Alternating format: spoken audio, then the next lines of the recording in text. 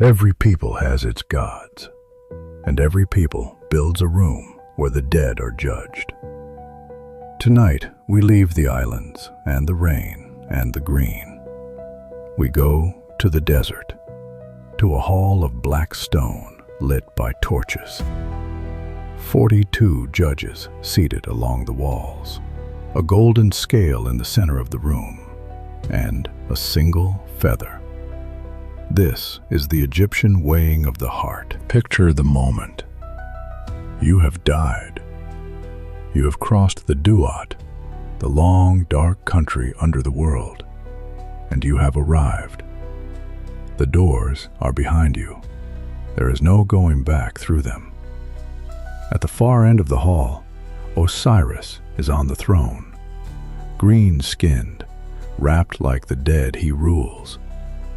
Along both walls sit 42 judges, and every one of them is waiting for you to say something. In the center stands the scale. Anubis, jackal-headed, has one hand on the cord. Thoth stands beside him with a scribe's palette, ready to write the result down. In the left pan of that scale, they place a feather, and in the right pan, they place your heart. Now, before we go any further, understand what has just happened in that room. Because most afterlives weigh you against other people, or against a mountain of good deeds, or against a god's mood on the day. Egypt did not do that.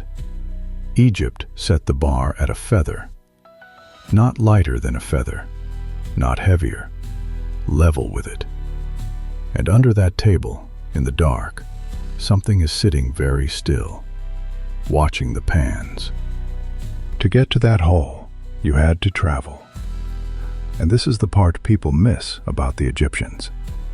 We remember them as a civilization obsessed with death. They were not. They were a civilization that loved being alive so much, they refused to accept that it stopped. Death, to them, was not an ending. It was a border crossing. And like any border crossing, it had paperwork and officials and things that could go badly wrong if you had not prepared. The Duat was not a basement. It was a country. It had geography, lakes of fire, gates guarded by demons with knives, serpents the size of rivers, ferrymen who would not row you across until you answered a riddle correctly. And at every one of those gates, the same demand: tell me my name, which tells you what kind of afterlife this was. The Egyptian journey to the next world was not a test of faith. It was an examination. You needed to know things, and you needed a clean record. So, naturally, they wrote a book. We call it the Book of the Dead. That is not its name. The Egyptians called it the Book of Coming Forth by Day, which is a far better title, and tells you exactly what it was for. Not a book about dying. A book about getting back out into the sunlight afterwards. And it was not scripture. Nobody preached from it. It was a manual, a collection of spells, maps, passwords, and correct answers, copied onto papyrus and buried in the tomb with you, so that you would have the right words in your hand at every gate. Now, here is the detail that I cannot stop thinking about. These were a product. Scribal workshops produced them in advance, ready written, with blank spaces left in the text. You went and bought one, and a scribe filled your name into the gaps. We know this for certain because of the most famous copy in the world, the Papyrus of Ani in the British Museum. 78 feet of the finest Book of the Dead that survives, painted around 3,200 years ago. And if you look closely at the name Ani, where it appears through the text, the handwriting is different from the rest of the manuscript. It was written in later, by someone else. The single most famous document about the Egyptian afterlife is a stock item with the customer's name filled in at the counter. And I do not say that to sneer at Ani. I say it because it might be the most human thing in this entire story. A man who wanted the good outcome, who bought the best version he could afford, and who hoped the paperwork would hold. So you walk in with your book, and you face the 42. Spell 125. The Declaration of Innocence. Scholars usually call it the negative confession, and the name is exact, because you are not there to list your achievements. You address each judge by name, one after another, and to each one you say what you have not done. I have not stolen. I have not killed. I have not lied. I have not taken milk from the mouths of children. I have not held back the water when it was someone's turn to have it. I have not cheated with the weights on the scales. I have not made anyone weep. Look at that list again. There is almost no theology in it. Nobody asks whether you believed the right thing, or attended the right rites, or loved the right God best. It is a list of harms, specific, small, agricultural, neighborly harms. Water in the canal, grain on the scale, milk in a child's mouth. 4,000 years ago, in the first great state on earth, the entrance exam for eternity was mostly about whether you had been decent to the people within walking distance of your house. But the words are only half of it. Because while you are standing there saying what you have not done, the scale is already working, and the scale does not care what you say. Now, why the heart? Why not the head? Because to an Egyptian, the heart, the ib, was not a pump. It was the whole of you, your mind, your memory, your judgment, your conscience, your character. When an Egyptian thought, he thought with his heart, which is why the embalmers treated it the way they did. The lungs, the liver, the stomach, and the intestines were taken out and preserved in jars, each with its own guardian. The brain was hooked out through the nostrils and thrown away. Nobody kept it. Nobody thought it did anything. And the heart was left exactly where it was, inside the body, because you were going to need it at the trial. Sit with what that means. The Egyptians did not weigh a record of your life. They weighed the organ that had been in the room for every single thing you ever did. Your heart is not your defense. Your heart is the witness for the prosecution, and they knew it. That is the part that gets me. They built the fairest courtroom their civilization could imagine, with an incorruptible scale and a bar set at a feather. And then they lay awake at night, terrified of the one thing in it they could not control: their own heart. So they did something extraordinary. They carved a beetle out of green stone, a heart scarab about the size of your palm. And when the body was wrapped, that stone was bound into the linen directly over the heart. On the flat underside, they cut a spell, chapter 30b of the Book of the Dead. And the spell is not addressed to Osiris. It is not addressed to Anubis or Thoth or any god at all. It is addressed to the heart. O my heart, which I had from my mother, do not stand up against me as a witness. Do not oppose me in the tribunal. Do not be hostile to me in the presence of the keeper of the balance. Read that one more time. That is a man, wrapped in linen, in the dark, talking to his own chest.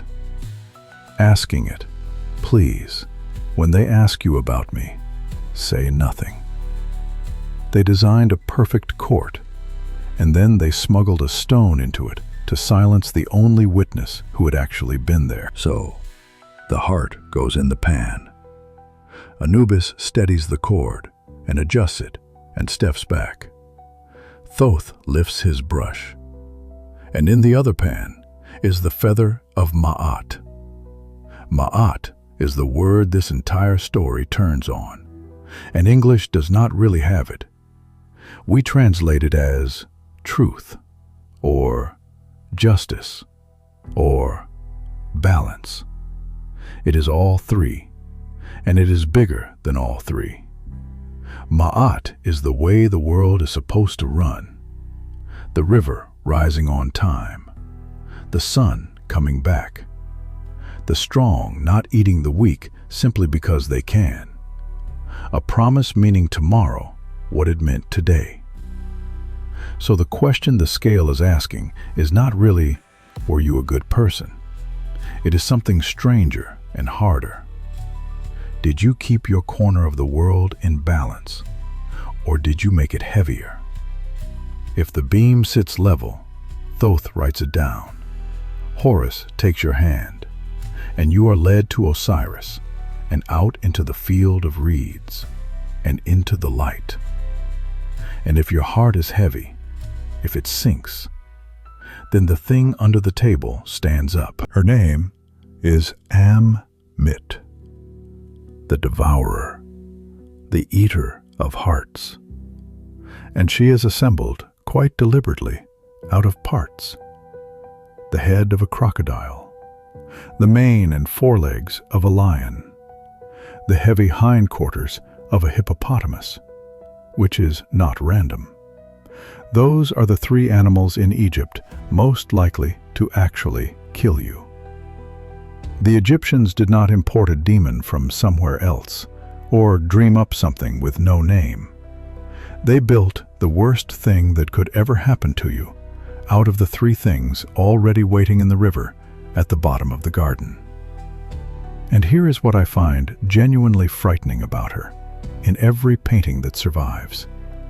She is never shown attacking. She is never mid-leap, never snarling. She sits beside the scale, perfectly calm, watching the beam, the way a dog watches a table. She is not a threat. She is a procedure. Now, if she eats it, what happens to you? And this is where the Egyptian afterlife stops resembling anything you are expecting. There is no hell. There is no lake of fire with your name on it. No eternity of punishment. No demons assigned to you forever. Ammit eats the heart, and you are simply gone. They called it the second death. Not suffering, not exile, erasure. No memory, no name, no you, in this world or the next, ever again. And the moment you understand that, every strange thing about Egypt clicks into place. Why they built tombs designed to outlast mountains. Why every wall, every coffin, every statue, every scrap of a surface is covered in writing. Why they carved their names so deep, over and over, in stone chosen because stone does not forget. Because to an Egyptian, to speak the name of the dead is to make them live again. Existence was not a state. It was something other people did for you by remembering. Which is also why the cruelest thing one Egyptian could do to another was not to kill him. It was to come to his tomb and find his name on the wall and chisel it out. And I would point out, quietly, that we are sitting here saying Ani's name 3,200 years later.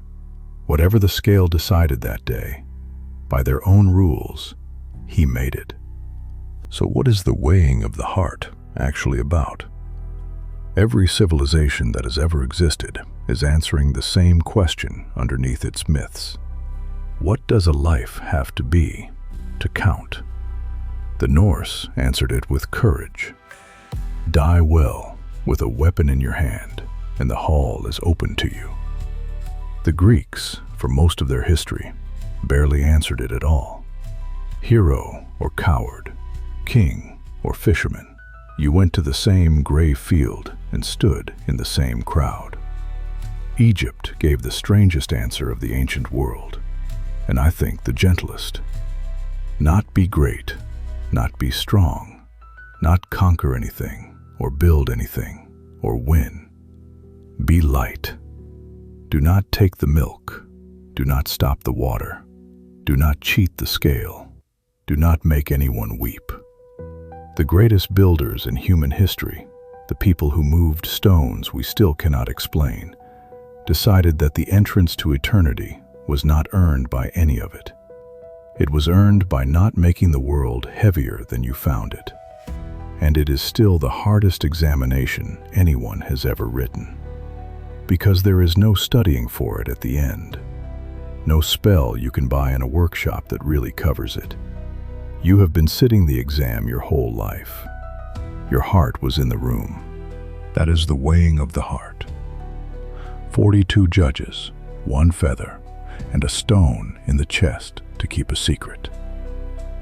Next time, we go back to the islands, to a crossroads at dusk, and a tall, thin figure standing in the rain with the head of a horse, who will let you pass only if you know what to do with your shirt. The Tikbalang. Follow the fire, and I will tell you that one too. Until then, sleep well and travel light.